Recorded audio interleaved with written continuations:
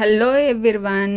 ఈ వీడియోలో నేను ఏఐ టూల్ యూజ్ చేసి ఎలా ఒక క్రియేటివ్ వీడియో తయారు చేశానో చెప్తాను.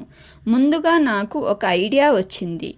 ఆ ఐడియాని బేస్ చేసుకొని నేను AI images generator tool like Midjourney, పిక్లుమెన్లో ప్రాంప్ట్స్ ఇవ్వడం ద్వారా చక్కటి ఇమేజెస్ జనరేట్ చేశాను.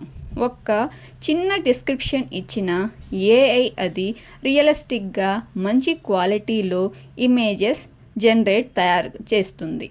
తర్వాత ఆ ఇమేజెస్ని యూజ్ చేసి వీడియో తయారు చేశాను.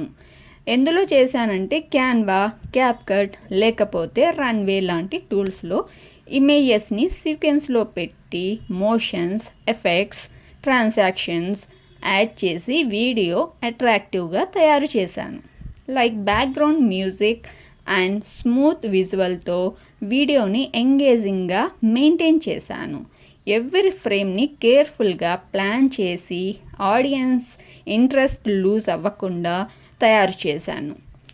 ఈ ప్రాసెస్లో ప్రొఫెషనల్ కెమెరా కూడా అవసరం లేదు, హై బడ్జెట్ కూడా కాదు. ఇది స్టూడెంట్స్, హౌస్ వైఫ్ లాంటి బిగినర్స్కి పర్ఫెక్ట్ ఆపర్చునిటీ.